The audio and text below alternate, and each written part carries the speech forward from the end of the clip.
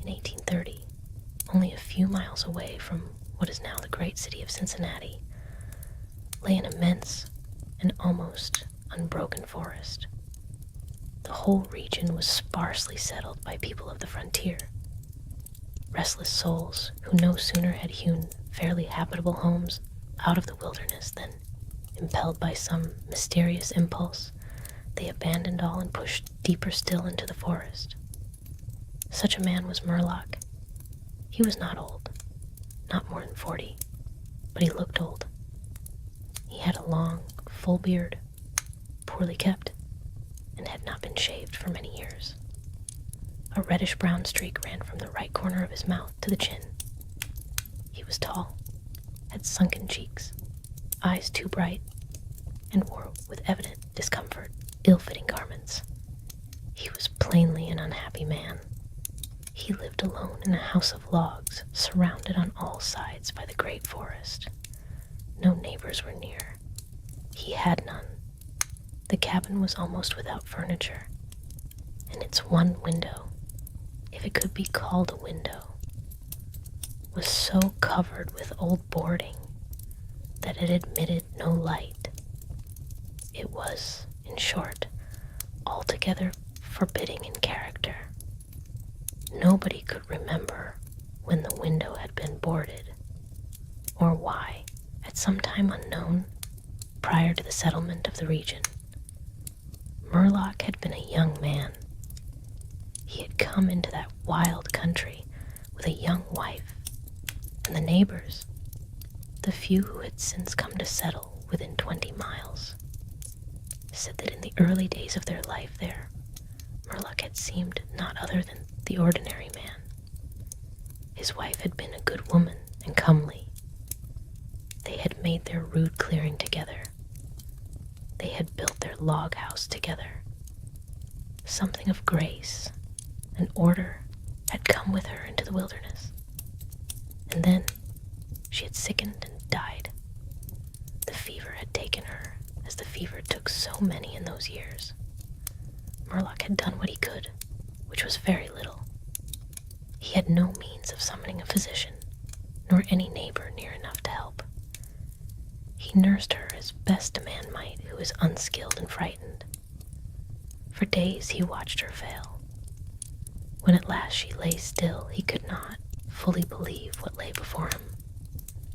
He had loved her in his way, with the fierce and inarticulate devotion of a man of the woods. What happened in the days that followed her death? What transformation came over him? Nobody ever quite knew. Murlock watched at the bedside of his dead wife, doing the last offices of the living for the dead. He had built a fire in the fireplace against the chill of the night. He had wound the body in a white linen sheet, the one fine piece of linen they had owned, and had laid it out upon the table, the face covered, the hands composed. He had drawn the single chair to the hearthside and sat down to watch through the night. The room was small. The firelight fell with an uncertain glow across the white-sheeted form. Outside, the wilderness pressed close.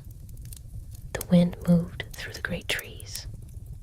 Now and again, some night bird called from the dark.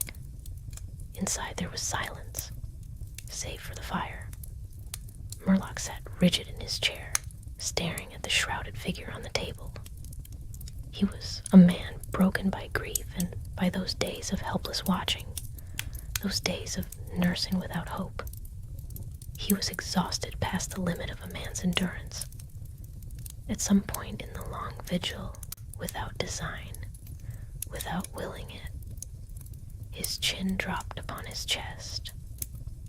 His eyes closed.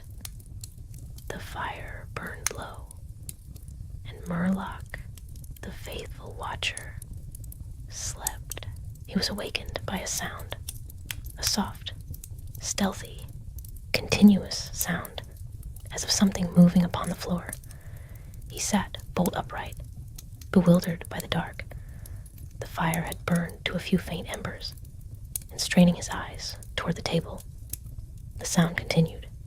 It was a dragging sound, a sound of weight moving with deliberate and terrible patience. His blood ran cold. He could see nothing. The room was as dark as the pit. He rose from his chair, shaking, and felt for his rifle, which he had leaned against the wall beside the door. His hands closed upon it. He stood listening. The sound had ceased.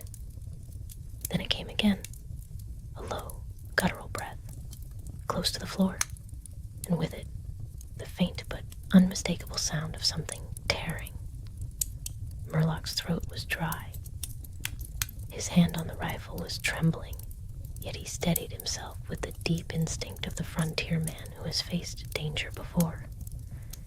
He backed toward the wall, raised the rifle, and waited. The darkness around him was absolute and living. Whatever was in the room was large, and it was feeding. He aimed toward the sound, held his breath, and fired. At the flash and the crack of the rifle, the darkness split. In the single instant of light, Murlock saw, or thought he saw, a vast, indistinct shape rearing itself near the far end of the table. Then the darkness closed, again absolutely. He heard a great thrashing and tumbling, a scattering of furniture, a crash against the wall. Then silence. He did not move. He stood pressed against the logs of the cabin, the rifle empty in his hands, and waited for the long remaining hours of the night. When at last the gray of dawn crept through the cracks in the boarded window and through the chinks of the logs, he saw by its thin and reluctant light the room. The white-sheeted body still lay upon the table, and on the floor, between the door and the table, lay a great panther, stone dead, shot through the heart. Murlock stared at the animal for a long while. He was a frontiersman. He was not given to imaginings. He walked slowly to the table and lifted the sheet from the face of his wife. He stood there in the gray morning light, looking down. Then his gaze traveled to the panther, and then he saw what was in its jaws. In the clenched jaws of the dead panther was a human hand, severed at the wrist. The white fingers still locked in a final contraction, the flesh yet warm. It was the hand of his wife. Murlock looked at it for a long time without moving. He looked at the body on the table, and at the hand, and at the body again. What passed in his mind in those moments, no one can say. No one ever knew. He never spoke of it to any man. He nailed the boards across the window that same day, and the window was never opened again. Years passed. Murlock lived on alone in that clearing, growing old and silent and strange. The forest pressed closer as the years accumulated. Those who saw him said he seemed not quite of the world of living men. He died, at last, as obscurely as he had lived. But those who came after and looked at the cabin, at the boarded window that no hand had ever troubled, understood perhaps a little of what it means to look upon something that cannot be taken back, and to go on living in the same room with that knowledge, nailed shut against the light for all the rest of one's days.